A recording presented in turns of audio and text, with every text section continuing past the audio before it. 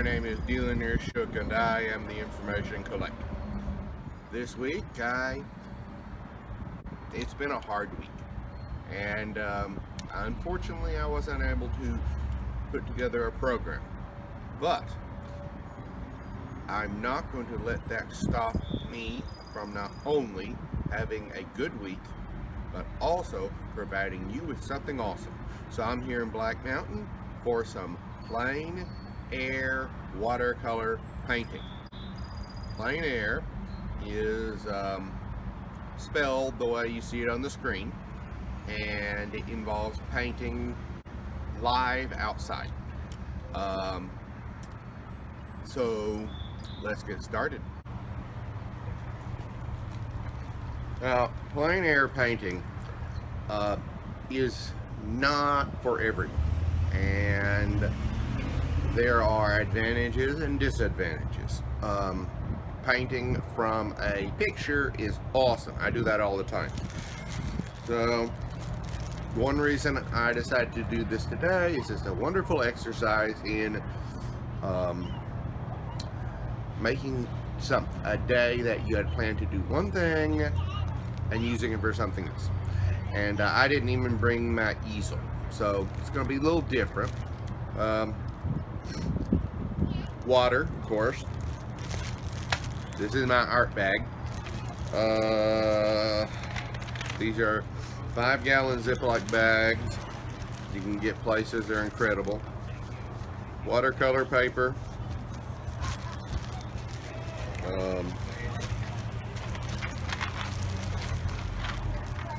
These are, I'm used to using these. I know how the colors work, so I'm just going to use these.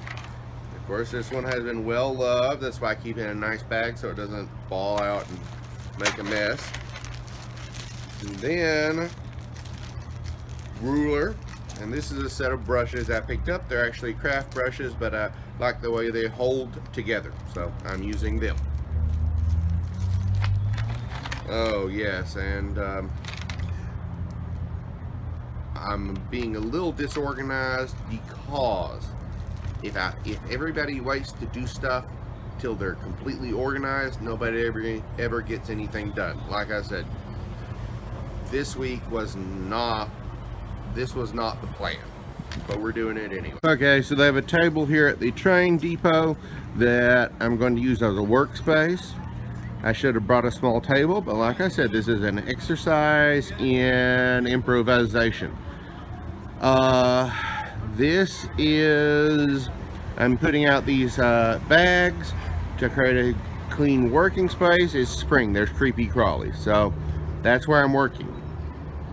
So of course the heart of any workspace is going to be the paints, and thought y'all would find it interesting.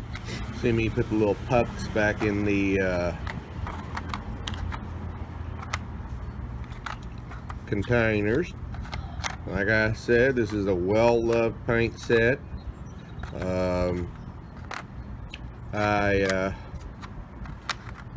I know how the colors come out, so I'll keep using it. And that's the setup. Got paper towels, water, brushes, just in case. And we'll see if I end up using it. Put it in my pocket, I have to get it out. Here we go. I have a 6H pencil, just in case. I don't know I'll be doing any sketching. And I have a very nice kneaded eraser. I brought the kneaded eraser because I needed it. See what I did there? But that's the setup. And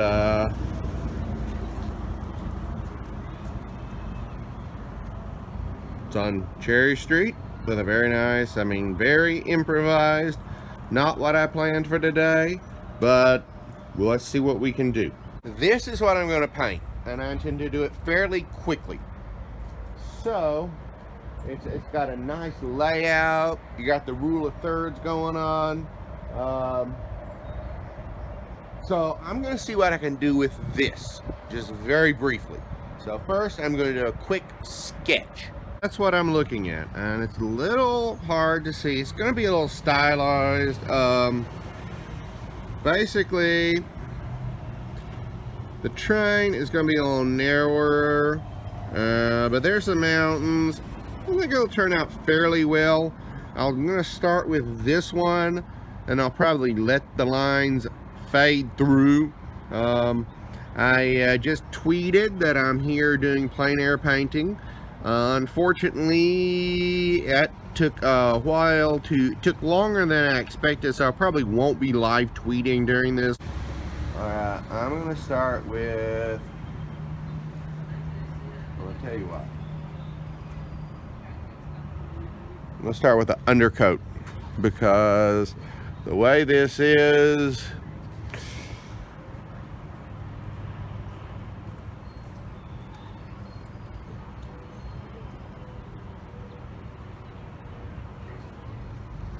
alright, so the wood's a little dark, so I'm going to undercoat it right there.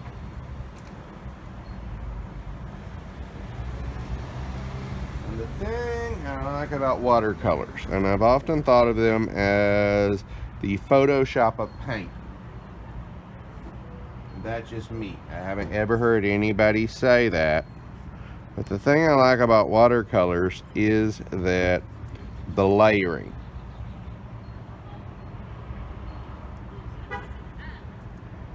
When you do watercolors, you can do vibrant. Vibrant is not bad. But if you'll take the time to layer whatever you're watercoloring,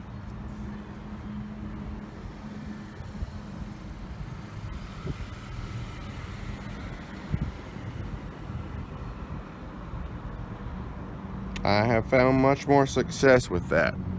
Alright. Since I'm not standing directly behind the camera right now, I will be pausing every so often to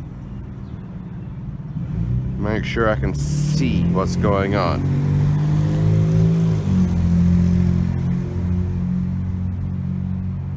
You'll see why I'm doing this in a few minutes, hopefully, because I don't want to take a lot of time. It's been a long day.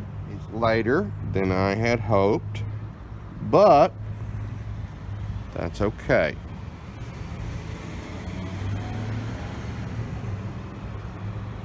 I'm going to get another brush because that one has a little too much on the end.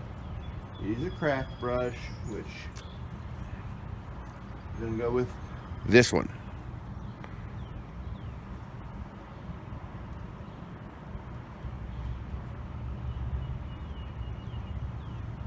Alright, what else do I need? I'm going to put a bit of a dark on the mountains back there.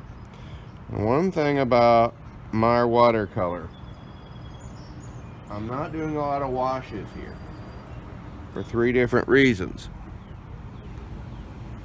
Over here, the trees are, you can see the trees, so I'm going to go ahead and put the trees in as a undercoat,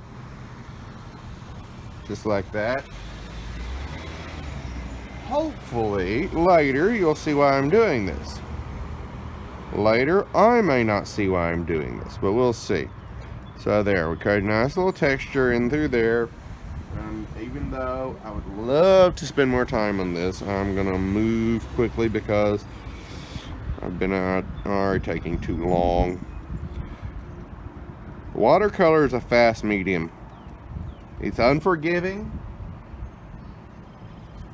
because when you might put that on the paper, it's there. And there are a couple of things you can do to get it off, but typically it's gonna be there. Yeah. what I'm doing with this,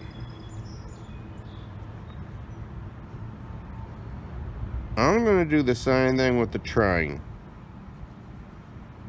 If I had a little more time, I'd switch to another brush, but I don't, so we'll just go with this one. Remember, the whole thing about today is this is an exercise in what can I get done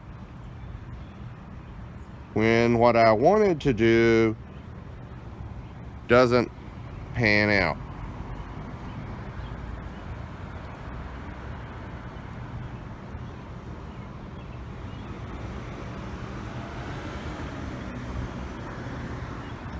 I'd intended the week turned out to be a little. All right, and I'm gonna go do this because this is the railroad tracks, and you got the gray over there. So this is gonna provide a nice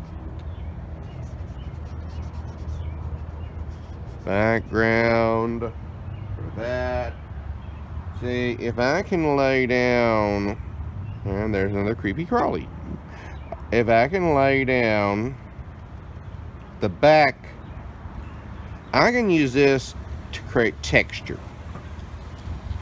And that means I don't have to do as much detail because I've got the texture in the background, like the boards.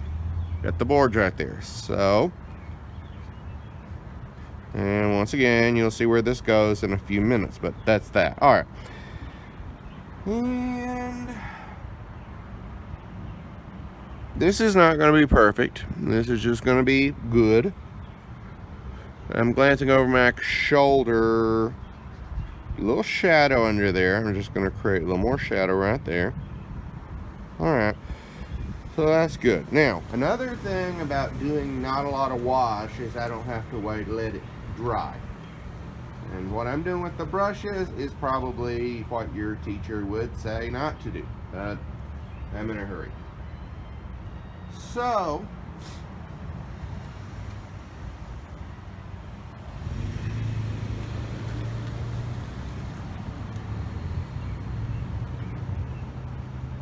okay, I think that green will work. So now I'm going to start on the hills.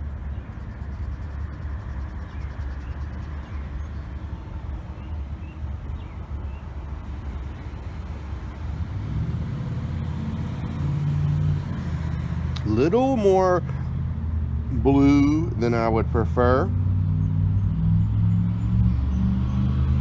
but that's okay. 7 minutes. Yeah, I gotta hurry. We've been at this a little longer than I had planned on, but that's okay. All right, there's that first coat. On the other side.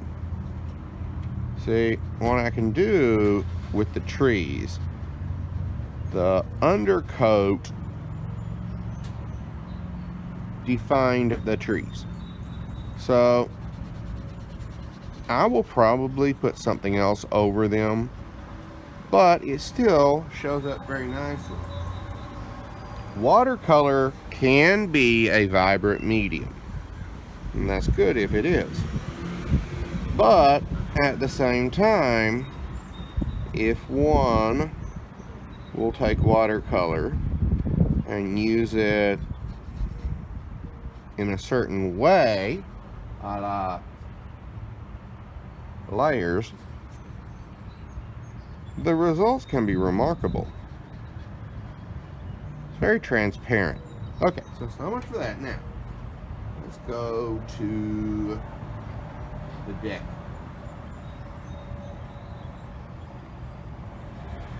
Alright. Now see, I'm applying wood to this brown.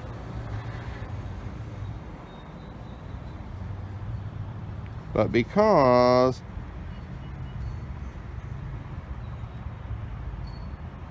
I put that on earlier, some areas will be darker than others. And once again, This is not a perfect project. I should have an easel.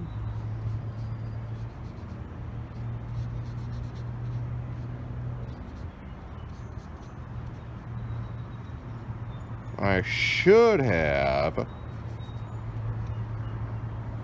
put dark in those step lines, but I didn't, so I'm not going to worry about it at the moment.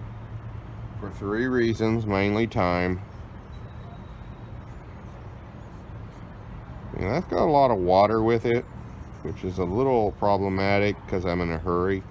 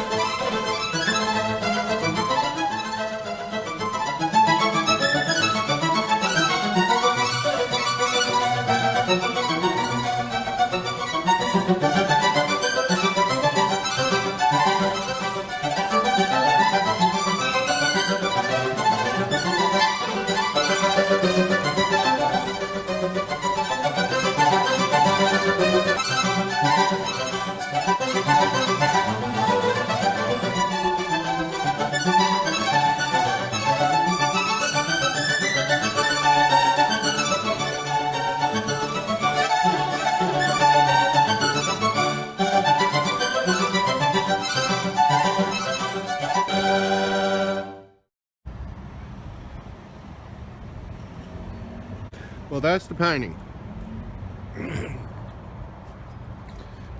Now that is a very okay watercolor. I hope you enjoyed this plein air painting, and we'll do it again. And I want to thank the people of Black Mountain and the community for this beautiful train depot, the restored caboose, and Cherry Street. One thing I haven't showed you all is all the Cherry Street is right up there, and it's been constantly busy. And if you have not come to Black Mountain, to Cherry Street, to the depot, to Sassafras on Sutton, you've got to come here.